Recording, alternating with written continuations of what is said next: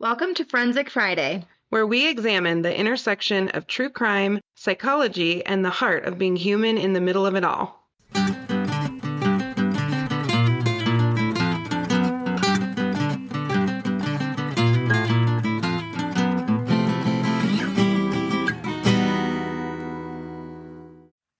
So, we've had quite a weekend, haven't we, buddy? Yeah, And hello, everyone. I worked all weekend. You did. We got so much done this weekend. I know. I had one attempt at an IV and one successful IV. Hold on. Time Uh-oh. Is your mic not on? out. I don't even see your mic. Because it's on my desk. Oh, that's great. Stay tuned for Nat's audio getting better in 3, 2. Oh, you are so funny. Garrett was like, Do I the think it was best a I couple can. episodes ago, he goes, she wasn't in her normal spot, was she? I was like, no, that was on the road. She took the show on the road. The show on the road. Okay. So we did so many things this weekend. We Mm-hmm. worked on the CrimeCon merch, which was huge. Nat worked on her application to be a DV soup. What else did we do? I had one attempt at an IV that Nat was present for on the computer, which I'm sure was very fun for her. I was like, what is happening? Oh, I got stuck like 6 times, no successful IV. But then this morning, someone else came and got me hooked up. But then I had maybe my first hot flash like a couple hours ago, and it was gnarly. So I don't know. I really think I'm too young, right, for that. Yes. But it was a bad one. I was like sweating, my hand was shaking. It was bad. But I feel way better now. So who even knows what's going on? But we have a mini for y'all. I don't even know what it is. I know you're going to blind react to this one. Okay. So here's our mini. You ready? Mm-hmm. We are going to talk briefly about the Gilgo Beach murders. Okay. Not the full case. So we're going to see if y'all want to hear that. I'm guessing you do. We'll put a poll on socials. But specifically, we're talking about the sentencing, the case where it stands right now because there's an upcoming court date. Mm-hmm. And there's a little bit of a philosophical conversation going on about it that I want to have with you, and I want to know what our listeners think about it. Okay. So maybe we talk about this part of it and then back up and do the case maybe next week or something. So basically, in the headlines, and some of you know about this case, I don't know a lot about this case, but Rex Heuerman, a former architect, was charged with murdering 7 women over 17 years. Jeez. And he's set to change his plea from not guilty at his next scheduled court hearing, which is on April 8th. He's going to change it from not guilty to guilty, they think, or to something on April 8th. So this broke on Thursday of last week, and it's all over the place, getting a lot of attention because people are wondering why, what the victims think, how does this affect the case if he does this? Mm-hmm. So I'm going to give you like the literal, mini version of the case. Okay, just to get you up to speed. Or if you've heard of this case and you just can't remember, I'm going to give you a little 2-second update. Okay. So Heuerman, like I said, was an architect. He was married at the time that all of this was happening with children. Mm-hmm. He was arrested in July of 2023 and charged with 3 counts of first-degree murder. There are 11 slayings in total that were found between 2010 and 2011, but police do not believe he committed all 11. So there were kind of 11 murders that happened during that time that have sort of loosely been linked to him. They don't think he did all of them, but they think he did more than 3 of them. Okay. This man had kind of your classic double life. Respected family man by day, alleged serial predator spanning decades, by night, weekends, whenever. I don't know when he killed people, but that feels right. So what ended up cracking this particular case, it's interesting because it's almost a little bit Koberger-esque, minus the genealogy. Investigators surveilling him recovered a pizza crust he discarded in the trash and used it to link him to DNA from a hair that was recovered from one of the victims' bodies. Also, one of the things that was found were recovered files from his computer that they described as a blueprint for the killings, including a series of checklists with reminders to limit noise, clean the bodies, and destroy evidence. Okay. Now, you and I love a good checklist, but that's pretty wild to have a checklist that's that specific. Mm-hmm. Maybe he had ADHD. Who knows? Maybe. Mm-hmm. So that's evidence of premeditation, right? When you have checklists and you're putting all this thought, this isn't just he reacted impulsively or these were people he knew and he, did something crazy. He literally planned it ahead and had, sticky notes to sell. I don't know Mm. if they're sticky notes. In my world, they're sticky notes. Yeah. So, what does this tell you about his psychology? If it's premeditated versus impulsive, what does that tell you a little bit about his probable psychology? He's methodical. Yeah, there was definitely some methodical thought process to all of this. And I mean,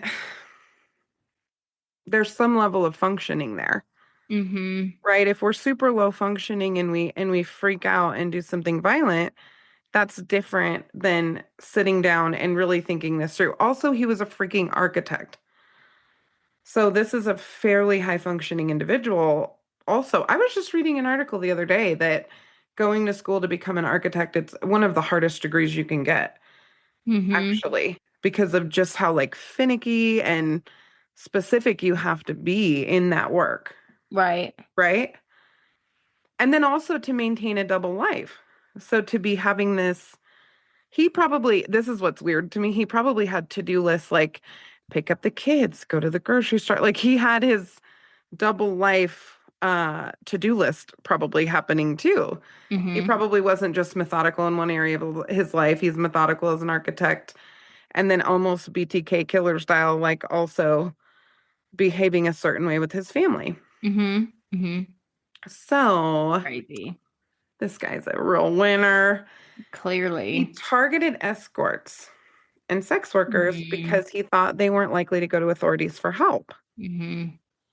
So this is somebody who saw himself likely as different. So he's organized, but sees himself as different from the people he was targeting Mm-hmm. and probably saw them as less than human, right? Or like they had way lower value to the degree that he could do whatever he was going to do to them and feel like, it was Mm-hmm. different or separate from the rest of his life. Yeah. So, the really interesting question, Nat, is why in the world would he change his plea from not guilty Okay. to they believe it will be guilty? So, Hmm. the defense failed to convince the judge. The judge is Timothy Mazzei to toss damning DNA evidence before his change of plea. So they were trying to get him to like toss this DNA evidence. Hmm. The judge is like pound sand, like a DNA evidence. Yeah. It's DNA evidence, right? But then he's going to change his plea. So, But they're not getting rid of this DNA evidence. That would incriminate him, I'm guessing. no. So what's really driving the change in the plea? That's what people are talking about on social media and stuff. Mm-hmm. Remorse? Not bloody likely, but No. allegedly, No. allegedly. Well, I Not mean, bloody likely. if it's DNA's on it, Hmm. I I mean, maybe he's like, yeah, I'm caught. You know what I mean? Yeah. I mean, it could be a bit of a strategy on his Yeah. part to see if he can get a lesser sentence, although his sentence is going to be life, so it doesn't really, Mm-hmm. I don't know that it matters. Mm-hmm. Avoiding trial exposure, Mm-hmm. but honestly, a lot of serial killers like trial exposure, Yeah. so that's interesting. Who Yeah. knows? And then I guess one of the questions that I have for you is like, would a plea deal serve the victims in the case, or rob families of the full public reckoning. So we had this with Koberger.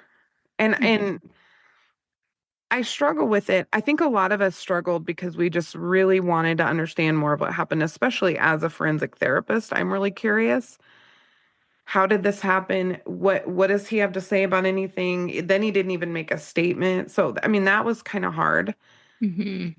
But then I also think for some of the victims' families, I think it was merciful that they didn't Mhm. have to go through a full trial. Mhm. What's your take on that, Nat? Between do you think, and I know it depends on the victim, but just like Mhm. in your opinion, or maybe even what you would want, do you think it's better for victims if the person's forced to stand trial and take accountability for what they did that way? Or if they just take a plea and maybe not say anything at all and just go away?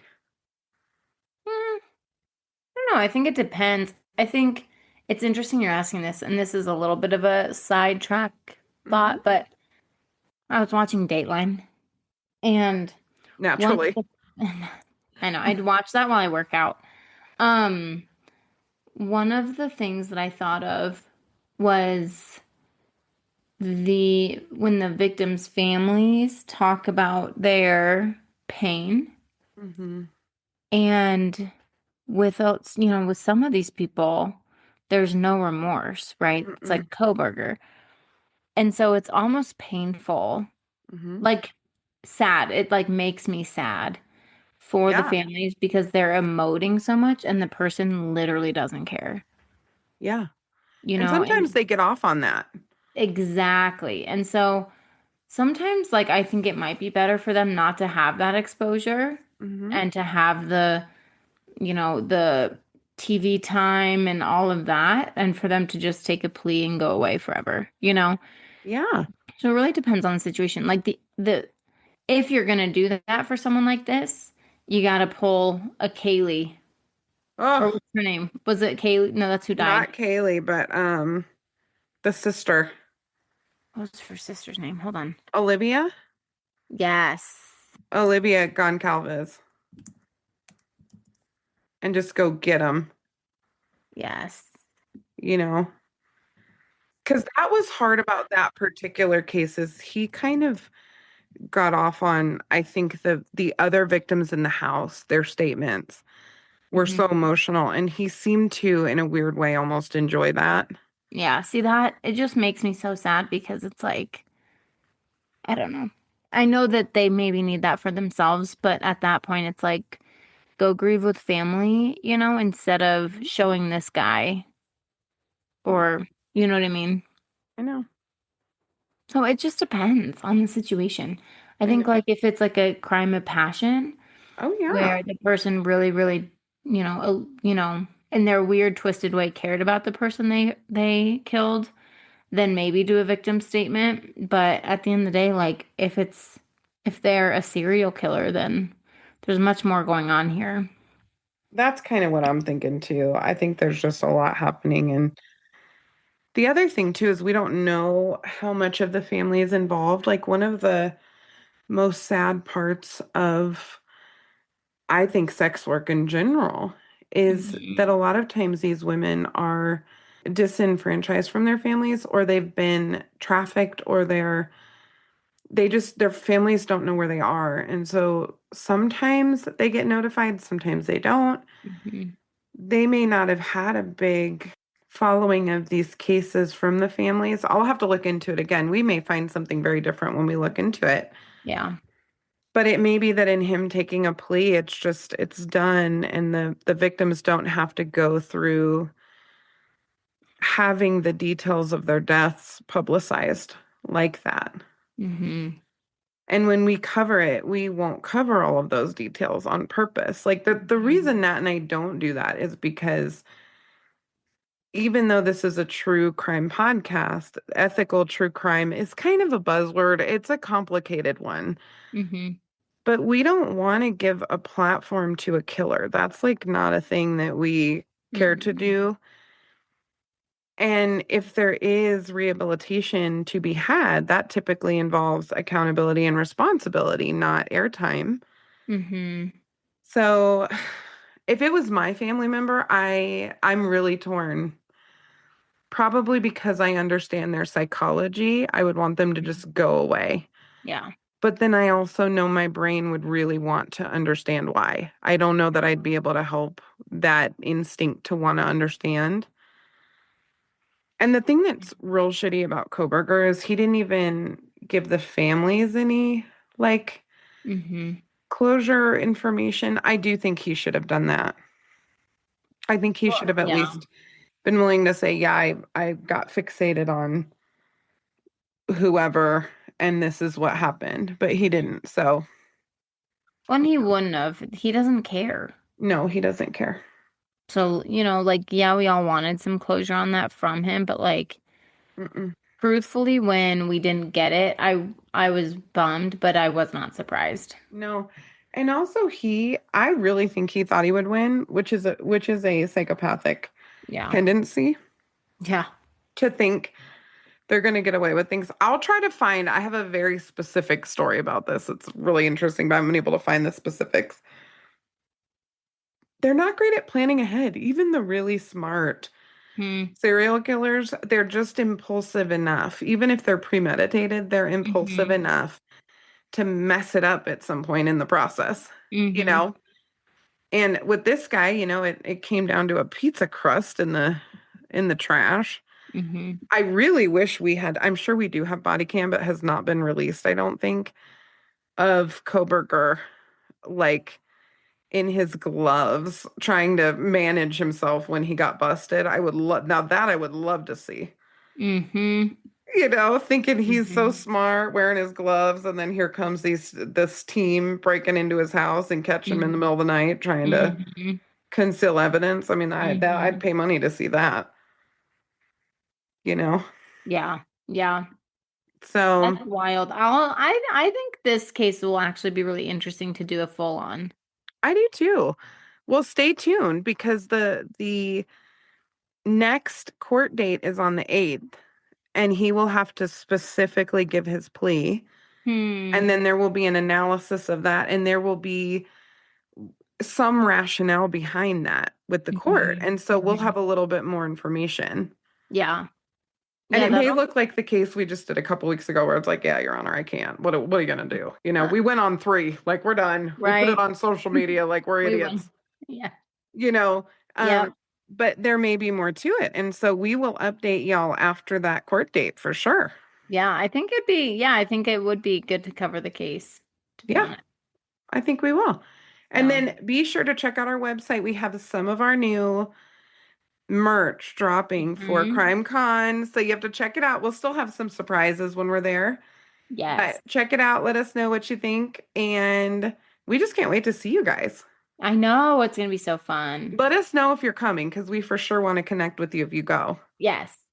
All right. Well, we'll see y'all Friday as always. Bye, forensic friends. I'm Janine. And I'm Nat. And as always, thanks for listening and join us next week for more crime, psychology, and heart.